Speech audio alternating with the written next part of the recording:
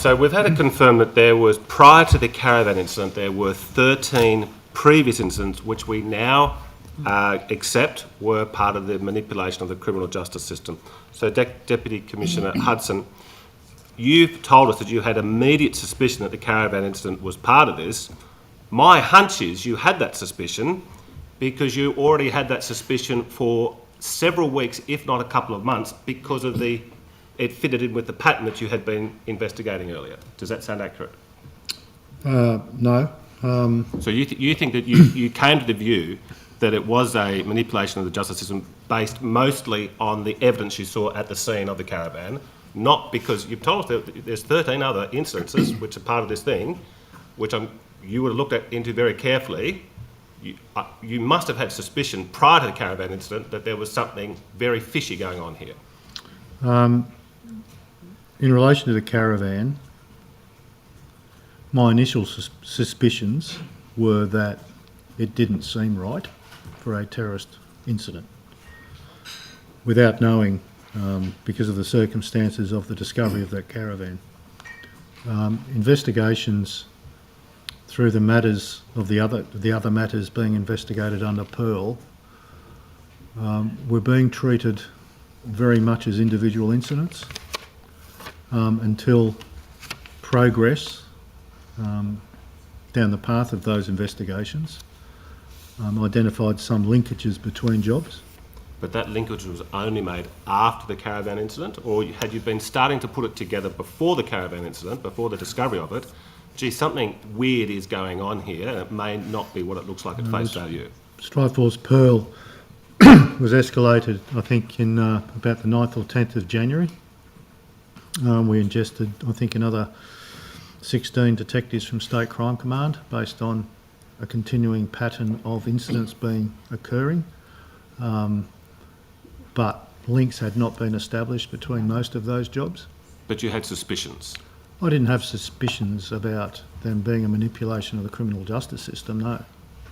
So that only then fell into place in your mind after you'd worked out the Caravan incident was itself a manipulation of the justice system? The initial suspicion around the Caravan was it didn't seem right. Yes, but as a terrorist incident. It seems sort of very unlikely to me, but I'm happy to be proven wrong, that we now established there's 14 incidences masterminded by this criminal figure, and you're saying that prior to the Caravan incident it hadn't really occurred to you that they might be linked. But then the Caravan incident sort of opened your eyes and you put it all together at that point. That doesn't seem right to me.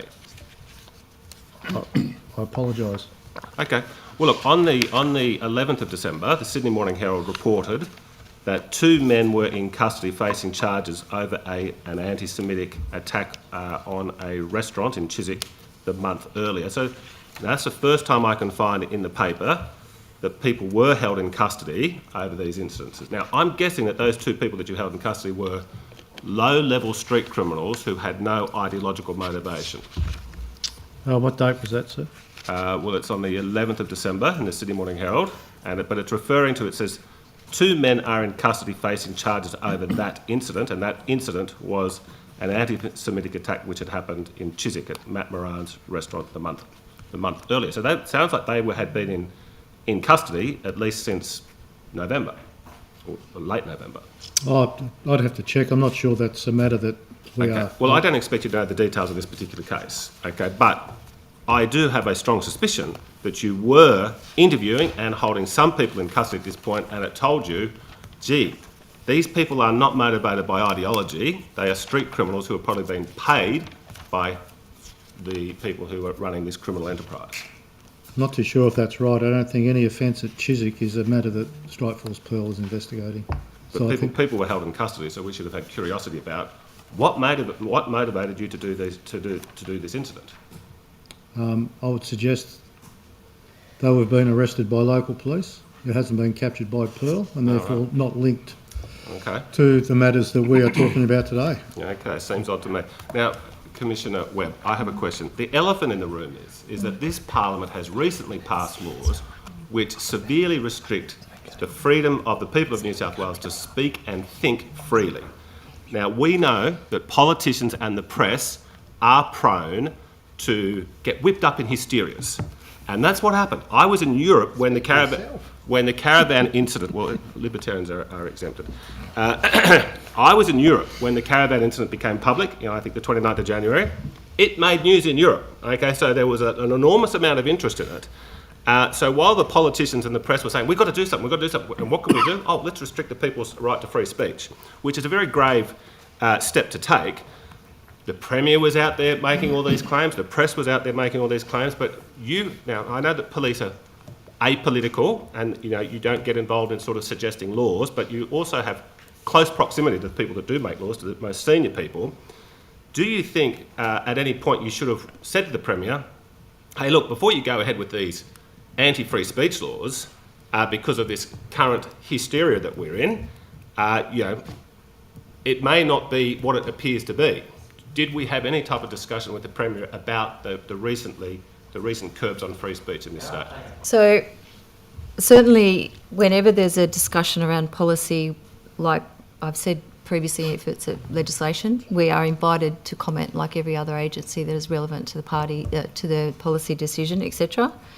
And in terms of, we have been unable to find any references to the caravan incident, any briefing materials prepared by our legislation policy branch.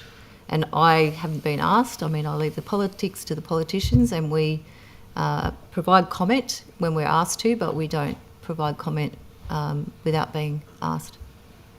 Well, I would say it was a dereliction of duty. I mean, you were the adults in the room. You're not an island. While you are apolitical in your senior role, you knew what was happening because you obviously read the media. There was a lot of discussion. The Premier was saying almost every second day, we need new laws to curb the citizens' right to free speech.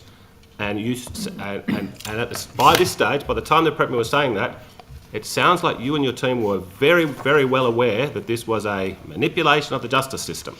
So I believe that, what would you say in response to my claim that you were derelict in your duty to tell the Premier, hey, look, we should sort of not rush into this because this is a murky situation and it's not what it appears to be? Well, I reject that to start with. And when we are asked, we will provide comment, as we always do. And this is not one that we have led. And as has been said throughout this morning's discussion, what we may feel isn't right, and we might think is something, being able to disprove it is a completely different notion altogether. Okay, Chair, well, I would like it recorded in the Hansard that, that the New South Wales Police sat back and did nothing when these bad laws were being passed.